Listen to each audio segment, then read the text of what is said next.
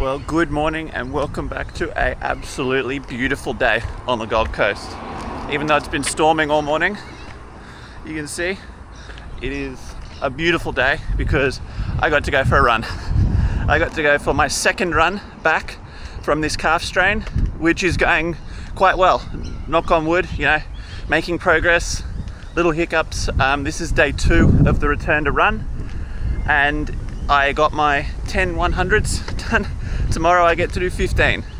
It's the little ones that count at the moment. But welcome back to another video. This week is going to be all about things that you can do to help you when you get injured, because it's part of running. I used to sort of live in the la-la land of, oh no, you can avoid getting injured, you're not going to get injured. It's going to happen, doesn't matter. It's going to happen. You can't push yourself and see how far you can go unless you toe in that line of injured, not injured, in a healthy and safe way. So that's going to be it today. 5 tips or tricks or things that I do. And at the very end, we're going to do a little shoe review on the Asics Metaspeed Paris Edge. No, not Sky Edge, an Asics shoe. So let's jump into the first thing. And I'll put the timestamp down the bottom if you don't want to watch any of it and you want to go straight to the shoes. So, all right. So now that we've made it back to running, this is where the first one comes in. The first thing that try and help with your injuries or coming back from injuries. This is where you have to be most disciplined as runners or as athletes or whatever you want to think of yourself. When things are starting to feel good, you feel silly doing such little things like today. So I'm on day 2 of my already accelerated return to run. I'm allowed to do 10 100s. And it feels silly because my leg's feeling good, but we've got to remember to reload everything properly. For me, my injury was in my soleus. That muscle/tendon takes up to 8 times your body weight when you're running. I'm just watching my time, I've got to start again. So for me, that means that my soleus is taking up to 570 kilos of force going through it. That's a lot, and you don't want to reload that too quickly. It can be a bit of a tricky one because you just want to get going again. Shaky cam. But that'd be tip number 1, is be really disciplined and just realize your body needs to do the little incremental notches to get back safely from whatever injury you've been dealing with. And obviously some are even more severe than others. If you've got a bone injury, you've got to be even more careful. For me, the soleus, the reoccurrence rate within the first 8 weeks of the initial strain is 60%. So that means for me, the next 8 weeks are going to have to be really switched on. No doing a little bit extra in the warm-up, no doing a little extra warm-down, no trying to buff out your Ks. You do the program as given. You don't stretch it, you don't change it, because your body needs to reload properly. And that's a very basic, brief overview of it. Ready? Here we go again. But that's all I got for now. So let's move on to the second thing.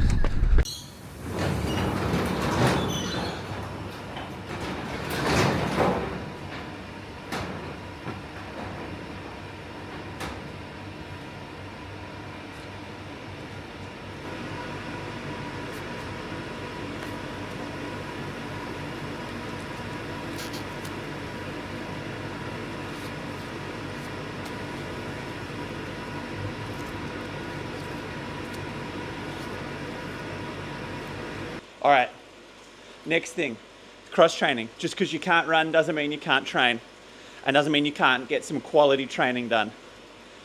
You can find out through, again, your physio, your coach, whatever, what type of cross training you can do. It might be swimming, might be riding the bike, might be the elliptical, could be a mixture of all of them. And sometimes, unfortunately, it is just rest that you need to do. But yeah, so for me this time, it's been the bike. It doesn't load up the calf very much, no impact. very little loading through the muscles. So that's what I've been doing today. I've got another 40 minutes, 7 3-minute efforts. I'm gonna smash them out, then go upstairs and get on to the most important thing, probably the most important tip and the most important thing in my recovery from this small hiccup is gonna be. So let's get the session done and I'll see you in the kitchen.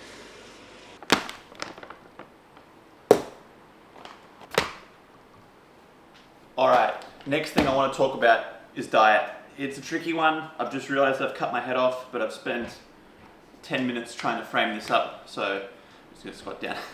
All right, so diet. This is a tricky one, and this one came down to be probably what the actual reason behind this recurring calf strain for me has been.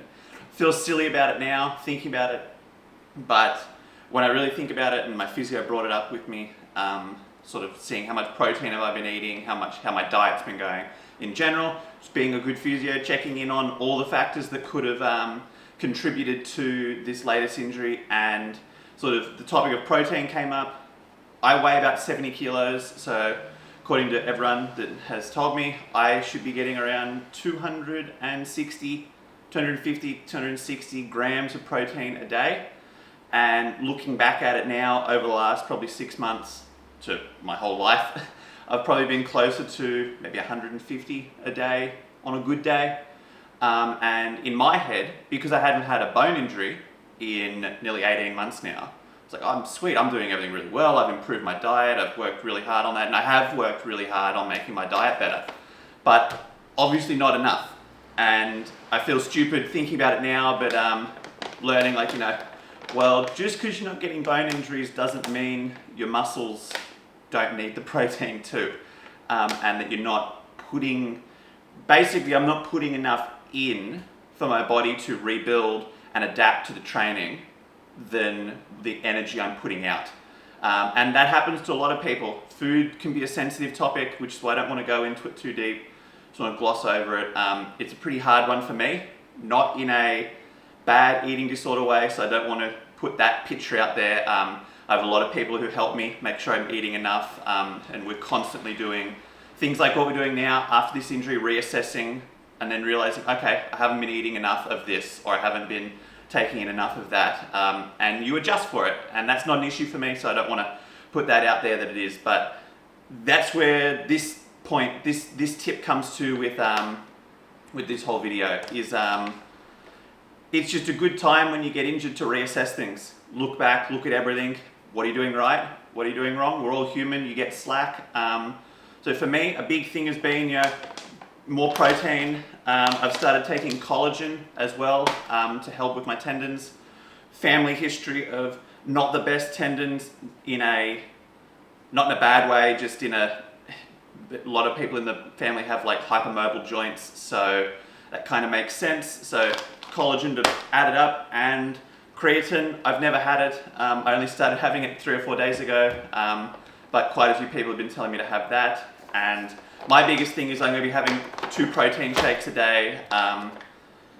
It's not to replace actual food, because that's really important that you don't start replacing actual food with things. But for me, this is a way that I can make sure I'm getting enough protein in, because getting protein in through actual food is a challenge for me. But yeah, so back to the whole point, is just reassess. All right, last tip, the mental game. How do you stay motivated when you're injured? Well, it's a bit of a tricky one. I probably can't give you an answer. I know what keeps me motivated. Just wanting to get back and wanting to fix what I did wrong to end up with that injury. How can I fix it? How can I learn from it? How can I adapt? How can I push forward and not have the same issue happen again? But I think one tip that I would throw out there today is keep a diary, keep a training diary. So for me, I have a training diary for every single day for about the last 5 years. You could give me a date and I could find exactly what I did that day, how I was feeling, everything, all the details, the splits, what injuries did I have, if I had injuries, what was I doing to fix them, what was the cause, and just all that good stuff. So I think that would be my number one tip, is journaling. It is such a powerful tool when it comes to dealing with the good and the bad of sport and life in general. So that's my sort of 5 tips this week. I'm going to finish this video off with just a quick little, my thoughts on the Asics Metaspeed Edge Paris. I got this pair, if it'll focus. I got this pair for Christmas, admittedly after the Australian record was broken in them, or a similar model. And I wanted to say, oh, what are they like? I actually never run an Asics before, and so this was my first Asics shoe. And I love them. I'm not the best shoe reviewer. I know the stats, I find it hard to convey them on video. I'm just going to put the 3 things I like about them, the 3 things I don't. I think they are what the Vaporfly should be. That's probably my biggest like, is that the Vaporfly has, in my opinion, sort of been going downhill since they switched from the 4% to the Vaporfly. That first Vaporfly was magic. They've lost their way a little bit. Vaporfly 4 comes out very soon, so fingers crossed that they get their way back with that. But this to me feels like what I've always wanted the Vaporfly to feel like since that first version. It's got such a nice amount of foam in the forefoot. The plate in the edge is deeper down than it is in the Sky, than in the Sky Paris, which means that there's more foam between your foot and the plate, obviously. And I didn't think that I'd be able to feel it, but you definitely can. The shoe is definitely softer than a lot of other carbon plated shoes that I've run in. So that's probably my biggest thing. Something I actually do really like about it is that I won't be able to get it on camera, but the inner sole in the shoe is actually like perforated with lots of little holes.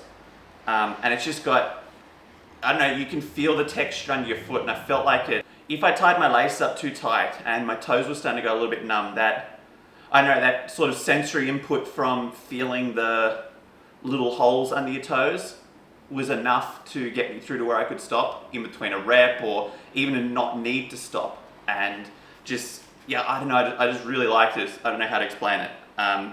So far I can't comment on the durability because I've done hardly any running in this pair. I've probably done 2 or 3 threshold sessions, but I'd say it has reignited my thoughts. Sorry, I'm sweating because it's 35 degrees at nearly 6 o'clock at night here on the Gold Coast today, and it is hot. But it has definitely reignited my desire for a lighter shoe for shorter distances. So 10K, I'm not sure if I'll race in the Alpha Flies in a 10K again, because just comparing this to that, it's over 10K, you're not getting anything extra from the Alpha Flies. They're a fantastic shoe. I've used them for plenty of 10s, but historically I've always used the Vaporfly. And I don't know, my first 10K this year may be in this shoe. We'll have to see. Might have to get a pair of Asics pants so that I like to be all matching. But it is definitely, it's definitely made me think about using lighter shoes again for those shorter distances and the way ups of that. The foam, the FF Turbo Plus foam, I think is what it's called. It's fantastic. Again, I really don't think you can go wrong with any of the super foams these days, except apparently the Brooks. But they have a new one. They've finally switched to a Piba foam. So I haven't tried them. I probably never will. But that's interesting. So yeah, what do I not like about them? They're definitely unstable. I think the plate being a bit lower, there's more foam under your foot, so there's more room for it to compress either side. I found going around tight corners, they weren't great. I mean, I'm not even running that quick in them. I think I was running around 330 for some K reps in them and about 345 in some thresholds in them, and I found that they're just a little bit boaty. Again, they fall into that Alpha Fly category for me. When you're going in a straight line, they are so fast, but as soon as you've got to start going around corners, they're not the best in the world, but it wouldn't turn me off them. Another thing that I just got to give 15 out of 10 points for is that they've done the ribbed laces. I'm not sure if you can see it. Will it focus? This might be, no, it won't, but they've got the ribbed laces on them. I think for all race shoes, that should just be mandatory now. They're just too good. And honestly, I really haven't run in them enough to have any more dislikes. It's probably just that stability thing. That could come down to a little bit of an issue with my ankles, maybe not. I'm really excited for the update to this year, and I'll pop it up on the screen now.